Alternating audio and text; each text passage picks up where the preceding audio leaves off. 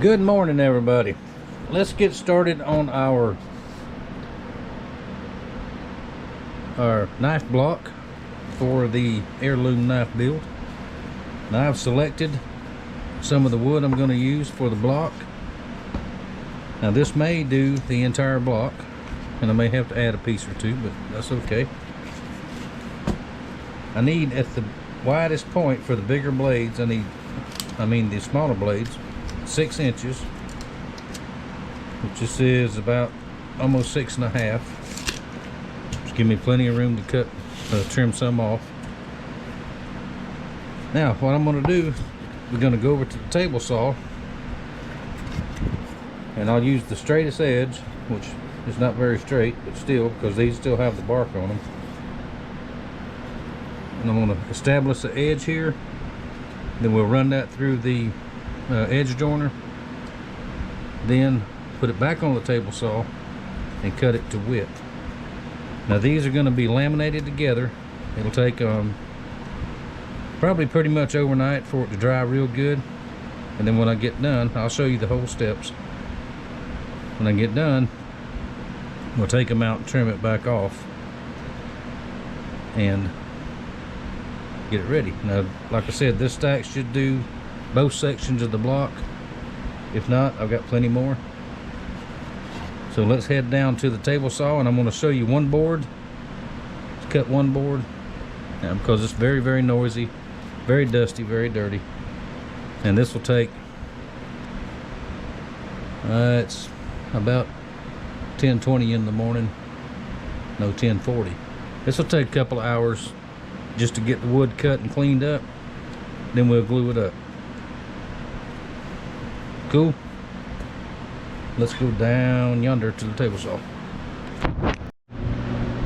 Alright, we're going to trim this one off, and then we'll move over to the joiner right quick. Now watch your volume. This old saw is very, very loud, and I have to go slow because this will eat fingers just like Mr. Stidhomer's table saw does. But one day I will get me a proper table saw, but for right now, this is what we got. This is what we're going to use. Alright, remember, watch your volume.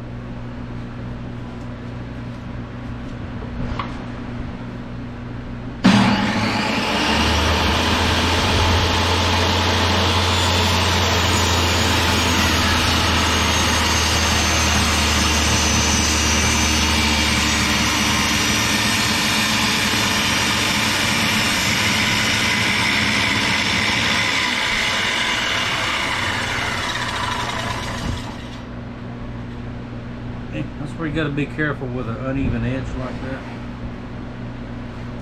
I'm going to start again, and I'm going to do something that do not do at home.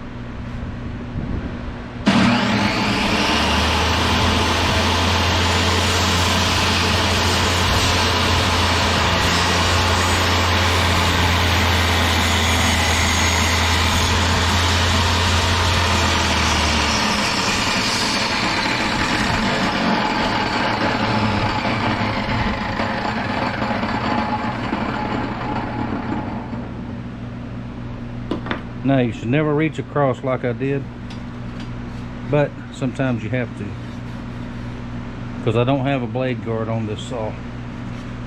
Now see how uneven that is? Let's move right here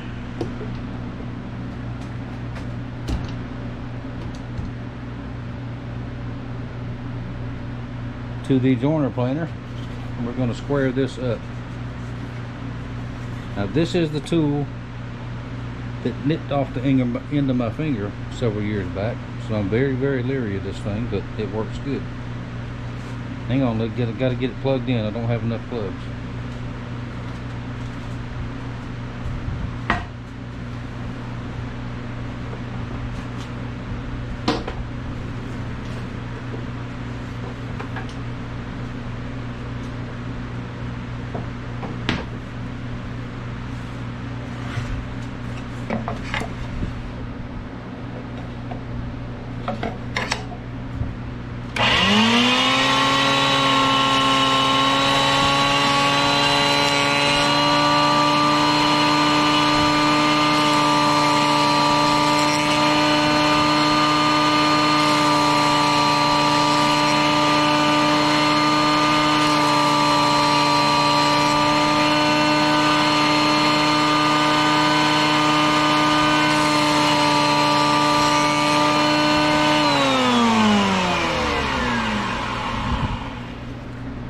There we go. Now we have a square edge here.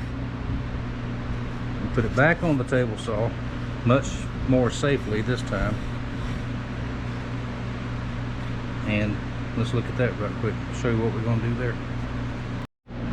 I know this is the long way around the barn on this thing, but I'm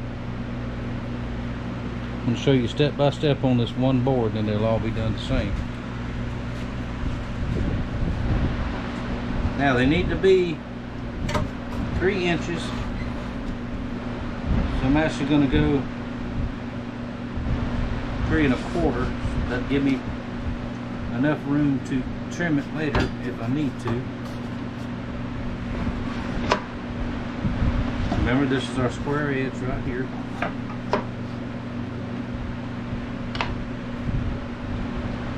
And watch your ears.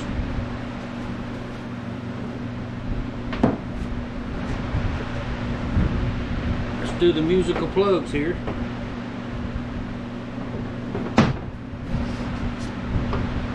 Ready? Watch your ears.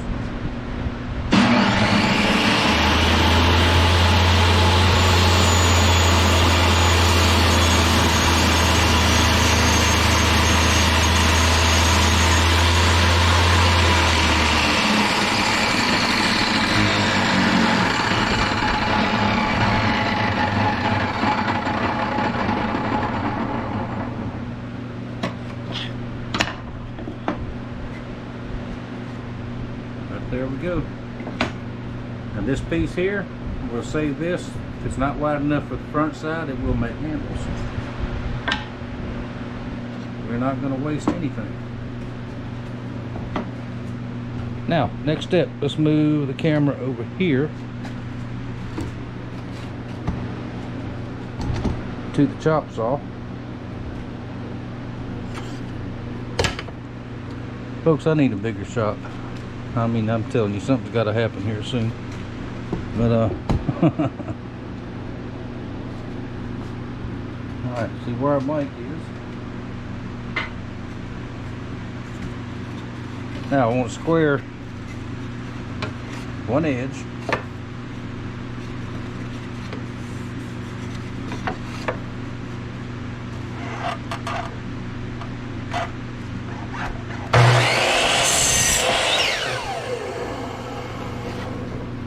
Okay, we got a square edge there. Now this will not be the final length. It will be a little bit shorter than that, so we're going to square both edges. That'll make it easier to glue up. See there? Now we have a square this way and this way board. Look at how tight that grain is. And remember, this wood is from the turn of the century, back in the early 1900s.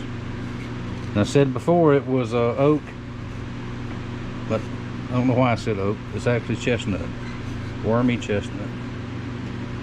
That is beautiful tight grain right there. You can even see it. All right, got a bunch more pieces to go, and we get back to the workbench, and we'll see what it looks like. All right, before I start getting everything ready to glue up, let's cut them all to length. Now, this is the shortest one in the bunch. I'm going to set up a stop.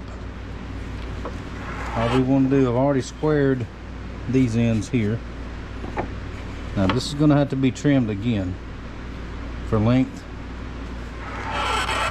but it's easier to glue up if it's if everything's pretty much the same. We'll take this and run it up here on our fence. Hold that in place. And watch your ears, volume.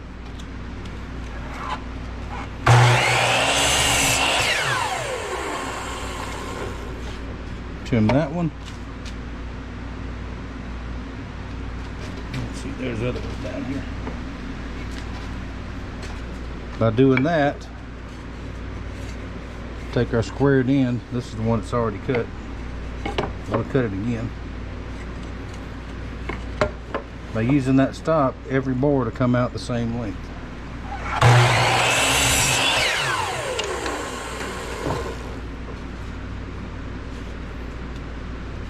In there. Now don't worry about this crack. That's going to be laminated, sandwiched inside all these other ones here. So there we go. Let me cut the rest of them, then we'll move over to the workbench and get the glue going on. Well, after we clean the edges up a little bit. Alrighty, we got us a 150 grit belt. Pretty good shape. All we're going to do is take these and flatten them just a little bit so they'll glue up really nice. Remember, we don't want it to look like it came out of a factory. So just want it fairly flat so we can glue it up. Alright, watch your volume.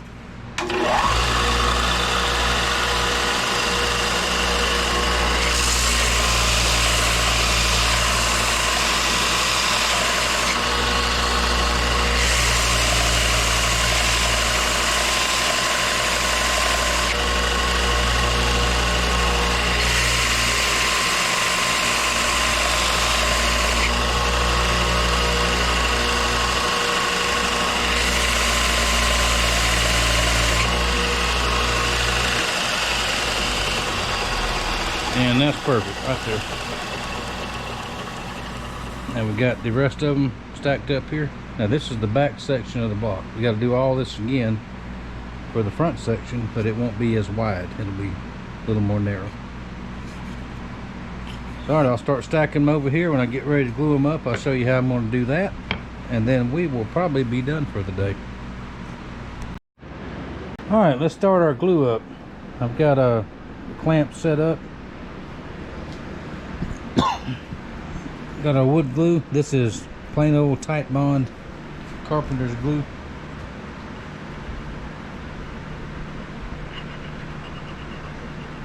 Just want to show you how I get them all set up. Then it'll be just same all the way down. Spread that glue out some.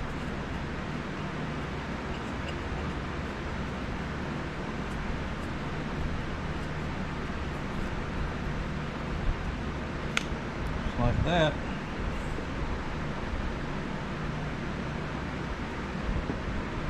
Okay, and I've got the boards oriented to where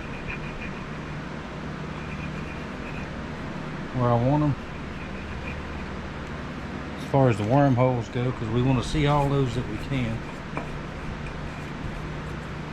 It's going right to the other glue, so we don't need that much on this one.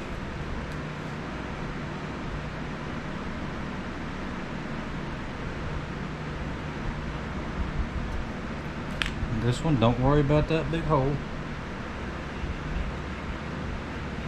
It's a knot hole.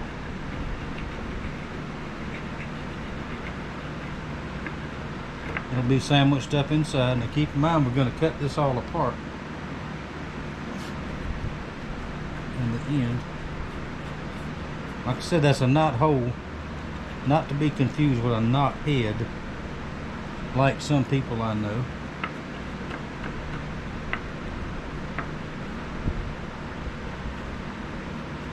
And you know who you are. Woo.